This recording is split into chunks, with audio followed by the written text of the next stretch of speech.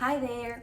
A couple of weeks ago, I shared on LinkedIn a short blog that was a very easy to understand, comprehensive guide to how we can audit our career page and our email communication with candidates.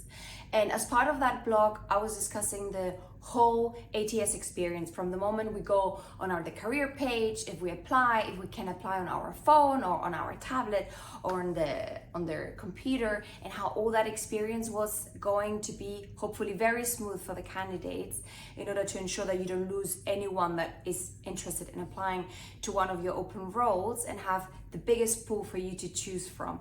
But obviously in the market that we're now, from observing and reading comments and being in so many forums with recruiters, HR professionals, and just candidates really in general, there seem to be a lot of candidates, and recruiters are quite overwhelmed probably with the volume of applicants. And as a consequence of that, something that I've been observing and seeing a lot of comments about is how people are saying how broken the dynamic is between the candidates, the recruitment team, the candidates, the hiring managers, the candidates in the companies. And that has obviously a very big impact on our employer brand, because when we get someone to apply to our career page, they get hopefully familiar with our brand, what we do with our product. And it's important that that image doesn't get damaged throughout the experience of applying for the job.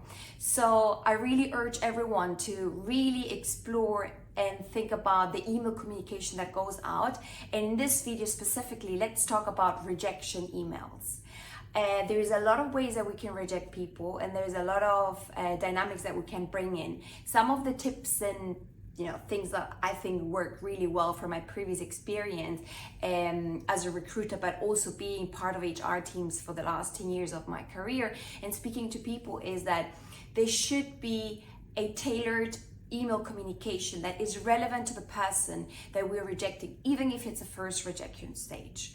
I have been applying myself to explore how the ATS work, and in fact I've reached out to some CHROs explaining them how rejection emails could be improved in their company, because when we reject someone that we've not spoken to, and it's the first, well, normally should be the second point of contact. So we get an email confirming that we've applied to the job, that the application is in the ATS, and that our recruiter is going to look at it.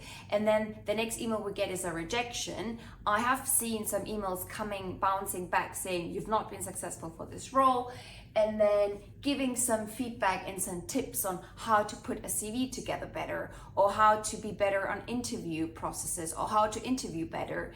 But my first reaction is, you haven't even spoken to me. I'm not even sure you've seen my CV. I'm not really sure you've read my cover letter, because maybe I've added something really personal and relevant, or maybe I already gave you tips about things that you could change in your process, things that I've picked up of whatever job I'm applying on your career page. So it is quite damaging when we think of the experience for the candidate that's probably saturated in getting more than one rejection a week, and we just come back with generic feedback. Oh, that's my snoring chihuahua.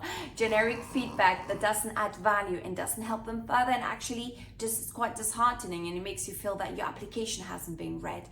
So really make sure there is a rejection email that applies to the specifics of the job. That's very important. Not every job is the same. Someone may be junior level or internships, and you maybe want to invest a little bit less time on that because the volume is greater. But the more senior the job is, you should be able to ensure that there is a tailored way within your ATS to give specific email communications that are more sensitive. So don't use one rejection email for all the requisitions, for all the circumstances, and please not for all rejection stages. So that's another big hack that is such an easy thing to change, such an easy thing to do. And the only thing you have to really do is print out all your rejection emails, bring in people from your organization, ideally bring in someone like me as a freelancer that can really help you to do that, because you probably don't have the time,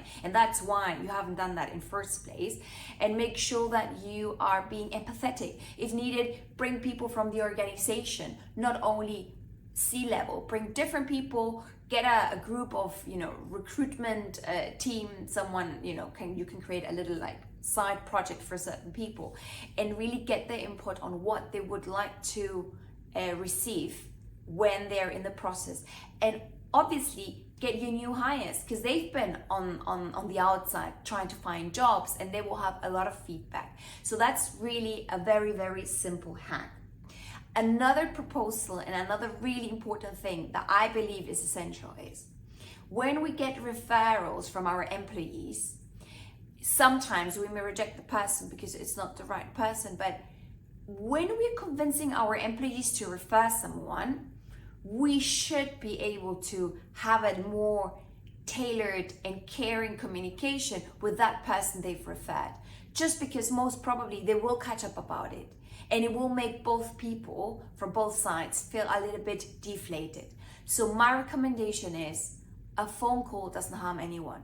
It honestly takes 2 minutes to pick up the phone and say, I'm here, this person has referred you, we have your CV, we've seen it, but whatever the reason is, the process advanced, your CV doesn't suit this other candidates that we're proceeding, the job has been filled internally, or whatever, your salary is out of range, whatever it is.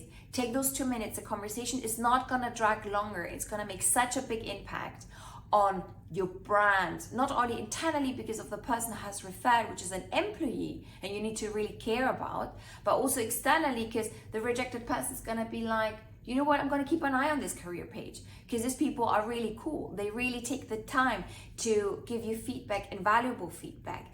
And I think that's really lacking currently in the whole recruitment world that we have now, where there's so many candidates and where recruiters are probably totally overwhelmed with the volume. Well, so remember the tips from today. Get a team together that can help you to audit the career page if you cannot bring someone externally that had the expertise and can help you build those bridges and ensure the experience is right. Print those email communication, put them on the table, share them with your employees and new hires, ask them what they think about it. Put your hat of empathy on and really think of each requisition, at least each level of requisition that you have open and how you would want to be rejected yourself. Make sure that the experience for referrals is really up to scratch because it impacts internal employees, and obviously your brand. And use technology to make this job easier for sure. But if the candidates and the conversations online are actually pointing at people feeling that jobs applications are not being looked at by humans at all, that everything is automatized, that there is some kind of keyword searching, that if your CV doesn't have, you get rejected automatically.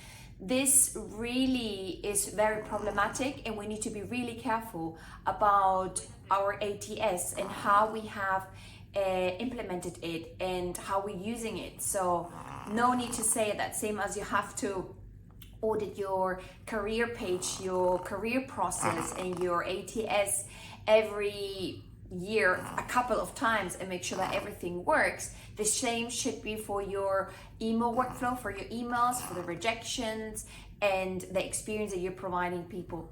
And as you can see, my little Antonia is not very impressed with my video today, snoring away. So I'm gonna leave this here today. I would love to hear your feedback and your ideas. Maybe there's other things that we can do to make that experience a little bit better and in a low time investment way.